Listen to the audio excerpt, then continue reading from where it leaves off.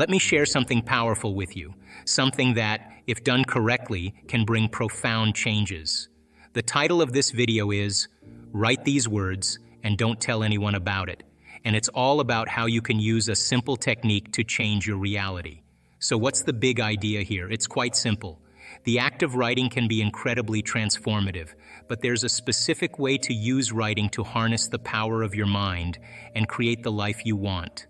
It's a process that involves more than just jotting down your thoughts.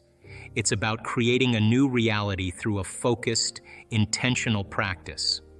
Here's the first thing you need to understand. Our thoughts and feelings create our reality. This is not just a spiritual concept. It's backed by science. When you think about something, you generate an electromagnetic field around you. Your thoughts send out signals into the quantum field, and your feelings create a magnetic field that attracts experiences to you. This is why it's so important to be mindful of what you're thinking and feeling. Now let's get into the technique I want to share with you. It's a simple but powerful method to help you start creating the reality you want. Here's what you need to do. Take out a piece of paper and a pen. This is a crucial step because writing things down helps to make them more real and concrete. On this piece of paper, write down a specific statement. This statement should reflect the reality you want to create in your life. Think about what you truly desire or what you want to change. Your statement should be positive and clearly state what you want as if it's already happening. For example, let's say you have a goal of becoming more successful in your career. Instead of just writing, "I want to be successful," make your statement more detailed and positive. You could write, "I am successful in my career and living a life of abundance." This statement tells your brain exactly what you want and sets a clear intention. Or perhaps you want to improve your health and overall happiness. Instead of saying, "I want to be healthy and happy," write something like, "I am healthy, happy, and thriving in every aspect of my life." This statement captures not just your goal, but also the positive feelings you want to experience. When writing your statement, try to be as specific as possible. The more detailed your statement, the better. For instance, if you want to manifest a new opportunity, you might write, "I am excited to have found a new job that perfectly matches my skills and passions, and I am thriving in this new role." This level of detail helps you to visualize and feel the reality of your goal. Once you've written your statement, read it out loud several times. This helps to reinforce the message in your mind. As you read it, really feel the emotions associated with achieving your goal. Imagine what it would be like if your statement were true right now. Visualize the success, the happiness, or the abundance you're describing. The more you can connect with the emotions of your statement, the more effective this technique will be. It's also helpful to keep your written statement somewhere you can see it often. This could be on your desk, your fridge, or your bedroom wall. By placing it in a visible spot, you remind yourself of your goals and keep your focus on them throughout the day. But here's the crucial part. After you write down this statement, keep it to yourself. Don't share it with anyone. Why? Because when you keep your intention private, you're protecting its energy. Sharing your goals or dreams with others can sometimes lead to unwanted opinions or judgments that can dilute your intention. By keeping it private, you allow your desire to develop and gain strength without outside interference. So, what happens after you write this statement? You need to focus on it. Read it every day. Let it become a part of your consciousness. When you read it, do so with feeling and emotion. Visualize yourself living the reality you've written down.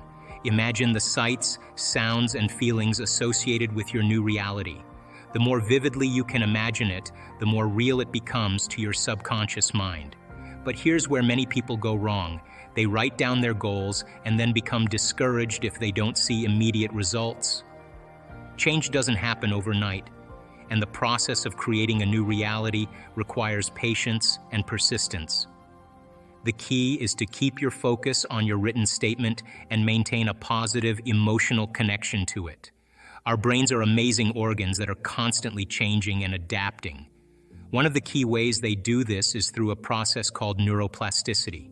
Neuroplasticity means that our brain can change its structure and function based on our experiences and repeated activities. This is important because it helps us understand how our thoughts and emotions can affect our brain and, in turn, our ability to achieve our goals. When you focus on something consistently, like a goal or a desired outcome, your brain starts to respond in a powerful way. Imagine you have a goal, such as wanting to get a new job or improve your health.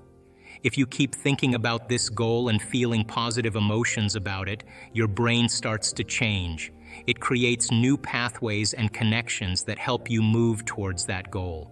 This is because your brain is wired to respond to repetitive thoughts and emotions. Here's how it works. When you think about something frequently, those thoughts become stronger in your mind.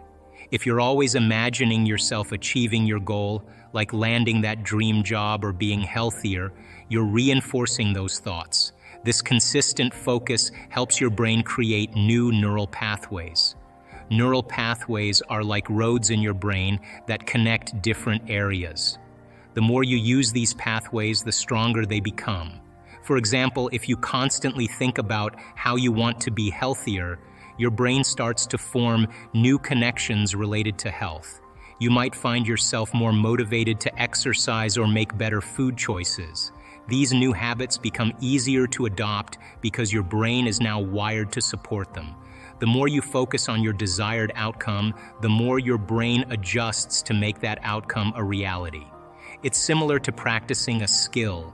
If you practice playing the piano every day, you become better at it because your brain is learning and adapting. Similarly, when you focus on positive outcomes and your goals, your brain rewires itself to help you achieve them.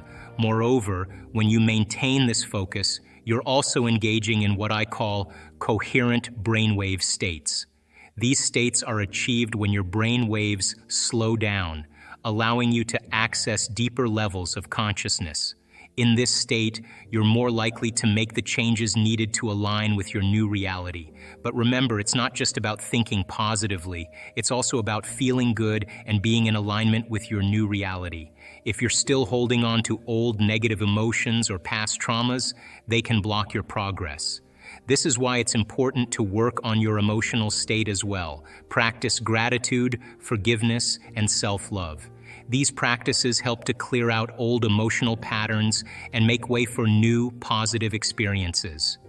Another important point to remember is to avoid getting too caught up in the how. This means you should not become overly obsessed with the details of how your desires will come true. It's a common mistake for people to want to know every single detail of how things will happen. They might worry about the exact steps or timeline for achieving their goals. This focus on the how can often lead to frustration and stress because it's something that is out of our direct control. When you have a goal or a desire, it's natural to think about how it might happen. You might wonder about the exact path you need to take or the specific actions you need to follow. But here's the key. You don't need to figure out every detail of the process. Your main job is to focus on the end result, what you want to achieve or manifest. Imagine you want to achieve something significant, like a new job, a better relationship, or a new home. It's fine to have a vision of what you want. For example, if you want a new job, you might picture yourself working in a specific role, in a particular company, or in a certain industry. That's great. Hold on to that vision and let it guide you. However, stressing over how exactly you will get that job is not helpful. You might think you need to network with specific people, apply for certain positions, or follow particular steps. While planning and taking action are important, getting overly fixated on the details of how it will all happen can create unnecessary stress and anxiety. It's important to let go of trying to control every aspect of the process. Instead, focus on the outcome you want. Visualize it, feel the emotions associated with achieving it, and stay positive and open to possibilities. When you let go of trying to control the how, you allow space for the universe to work in ways that you might not have expected or planned for. The universe, or whatever you believe in, has a way of bringing opportunities and resources into your life in ways that might be beyond your imagination. This doesn't mean you should sit back and do nothing. Taking inspired actions is still important. It means that instead of being stuck in worry or overthinking, you take the steps that feel right and necessary. When you stay focused on your end goal and remain open to how it will unfold, you are more likely to notice and seize the opportunities that come your way. Trust that the process will work out. Sometimes the path to achieving your desires is not straightforward. It might involve twists and turns, or it might happen in a way that you didn't expect. Trusting the process means having faith that things are moving in the right direction, even if you can't see all the details. Think of it like planting a seed.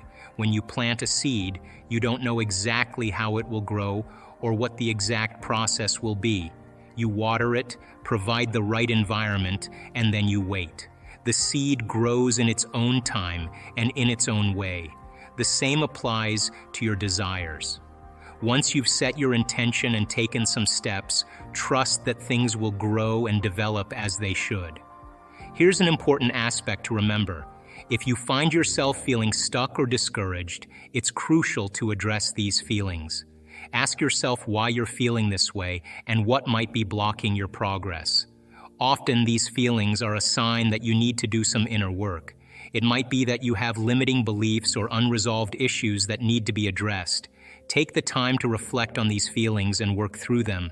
This might involve meditation, journaling, or seeking guidance from a mentor or therapist.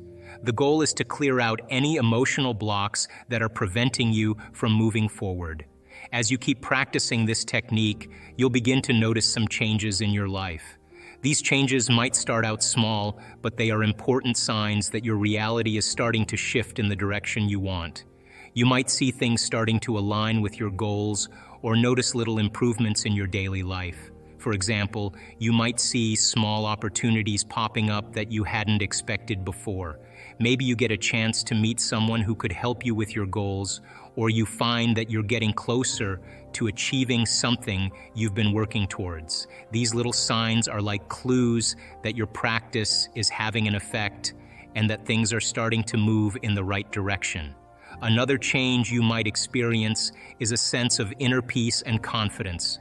As you focus on your positive statement and keep your mind on your goals, you might start feeling more calm and sure of yourself.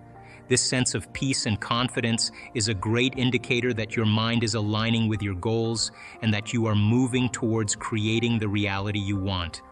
When you notice these small victories, it's important to celebrate them. Even if they seem minor, they are steps in the right direction and show that your efforts are paying off. Celebrating these achievements helps to reinforce your positive mindset and encourages you to continue with your practice. It's like giving yourself a pat on the back for the progress you've made. The journey of creating a new reality is ongoing. It's not a one-time event, but a continuous process. Keep refining your practice, stay focused on your goals, and remain open to the possibilities that the universe presents to you. The technique of writing down your desired reality and keeping it private is a powerful tool for creating change. By focusing on your written statement, maintaining a positive emotional state, and trusting the process, you can transform your life in profound ways. It requires patience, persistence, and a willingness to do the inner work necessary to align with your new reality. So, take out that piece of paper, write down your statement, and keep it to yourself. Make it a part of your daily practice, a neurological, a genetic, a chemical death of the old self. And this dark night of the soul, this unfamiliar place, is the true value, the true step towards developing a new self. So then if we're leaving the old and we are creating the new, then the next most important question is, well, if I'm going to create a new self, what thoughts do I want to think? What behaviors can I plan? And as you begin to image and rehearse a new way of being, you are changing your brain and body neurologically and biologically. That's the neuroscientific model of mental rehearsal. And as we begin to remind ourselves who we no longer want to be, and we remind ourselves every day of who we do want to be, there'll come a moment where we begin to silence the circuits in our brain that are connected to the old self and inhibit the chemicals that reaffirm the same identity, and then begin to fire and wire new circuits in our brain that begins to install the neurological hardware. The knowledge creates awareness. Awareness creates consciousness. Consciousness and energy are connected, so there's a change in energy globally going on with the world. Now that knowledge and that change of energy has effects on paradigms that are no longer a vibrational match with that new level of consciousness. This is the time we've been waiting for. This is where it's happening in the Milky Way. This is happening here because there's a true coming of a new consciousness. It's not one person that's coming. It's a collective consciousness that's emerging. If you look around the world right now, whether you're looking at the economic model or the political model, or even certain aspects of the religious model, the environment, the medical model, there's several different parts of our culture that's beginning to collapse. If you study human nature historically, we always wait for crisis or trauma or disease or diagnosis, both as an individual and as a culture, before we decide to change. If you look at this and you study it in history, it's a sign that something new has to be born. As the old model of reality begins to change, something else has to replace it. So we have two ways that we actually face crisis. We can either face crisis in a state of emergency, which in the beginning of a crisis is healthy, or we can face crisis in a state of creativity and innovation. If you're addressing a financial crisis or a crisis in a culture and everybody is selfish and everybody's living by those emotions, then they're pushing their way to get to the head of the line. They're competing. They're forcing outcomes. They're using very primitive systems to try to take care of themselves.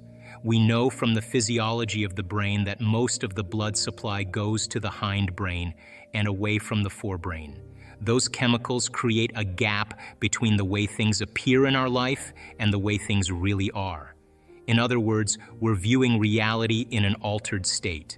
We don't see possibility. We feel separate from each other. We are competing and striving to get to the head of the line by using our cunning, manipulative, egocentric ways to get there, and we're very controllable.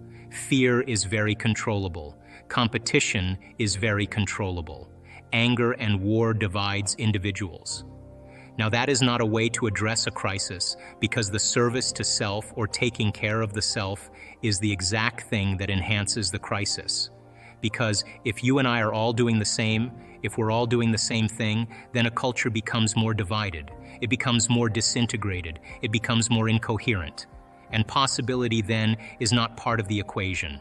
So the other state of mind, if you can view crisis as a great opportunity brilliantly disguised as an impossible situation, and you have to match the conditions in your environment with a new mind, now we're talking about greatness.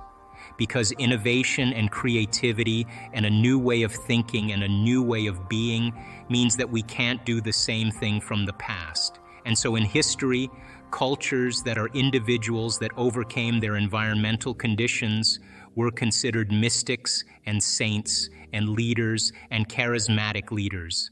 They were individuals that saw past the illusion of the present reality. When we begin to become innovative or creative, the brain begins to switch. We begin to turn on the forebrain, the frontal lobe, which is really the crowning achievement of the human being, and we begin to ask bigger questions. How can we create a new way of being in a world that's falling apart? How can we begin to create a new system to adapt to these conditions? And I think that people, when they begin to feel empowered by possibility, when they begin to see that the death of the old paradigms means the beginning of a new paradigm, how many people actually believe in the idea that the way you think has some effect on your life? So how many people actually woke up this morning and consciously created a future? You know, the biggest reason why people don't do it is because you don't really believe it's true. You see, If you knew on a gut level that it was absolutely true, would you ever miss a day, and would you ever let any thought slip by your awareness that you didn't want to experience? So your brain, according to neuroscience, is organized to reflect everything you know in your life. Your brain is a record of your environment. It's a record, an artifact of your past. So if you believe this, then does your environment control your thinking, or does your thinking control your environment? So if you wake up in the morning and you get out of bed on the same exact side as you did the day before, you shut the alarm clock off with the same finger, you slip into your favorite slippers, you shuffle into the bathroom and you use the toilet like you always do, then you walk over to the mirror and you look at yourself to remember who you are, then you get into the shower and you wash yourself in the same routine way, then you groom yourself to look like everybody expects you to look, then you go downstairs and you drink coffee out of your favorite mug, then you drive to work the same way as you did the day before. You see the same people that push the same emotional buttons. You do the exact thing that you know how to do and you memorize and can do so well that you're an expert at. Then you hurry up and rush home so you can hurry up and check your emails, so you can hurry up and go to bed, so you can hurry up and do it all over again. Now here's my question. Did your brain change at all that day? We could say that you were thinking the same thoughts, performing the same actions that create the same experiences, that produce the same emotions, but secretly expecting something to change in your life. So then, as the environment turns on different circuits in your brain, you begin to think equal to your environment. As you see the same people and go to the same places and do the same things at the same time, it's the external environment that's turning on different circuits in your brain, causing you to think equal to everything that you know. And as long as you think equal to everything that's familiar or known to you, what do you keep creating more of? Same life. Same laws still applying to you. You're just thinking equal to everything that you know, and you keep creating more of the same. To change, to truly change, is to think greater than your environment. And every great person in history knew this. Whether it was William Wallace, or Mahatma Gandhi, or Martin Luther King, or Queen Elizabeth I, or Joan of Arc, they all had a vision. They all had an idea, couldn't see it, couldn't smell it, couldn't taste it, couldn't feel it. It was alive in their mind. It was so alive in their mind that they began to live as if that reality was actually happening now. So, can you believe in a future that you can't see or experience with your senses yet, but you've thought about enough times in your mind that your brain is literally changed to look like the event has already happened? Neuroscience says it's absolutely possible. Now, your personality creates your personal reality. That's it. It's that simple. And your personality is made up of how you think, how you act, and how you feel. So the present personality who's sitting here today, you, has created the present personal reality called your life. The hardest part of all of this, everything we're talking about, is one simple thing: making the time to do it. That's it.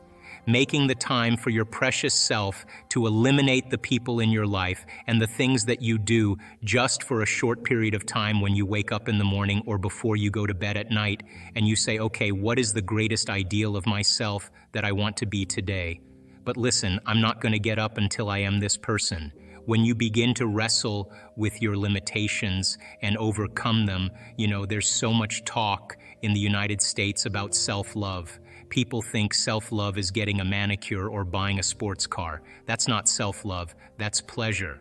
Self-love is when you're sitting with yourself and you are working on overcoming your hardwired thoughts or beliefs or your emotional propensities that are connected to your past, and you are really working to overcome them.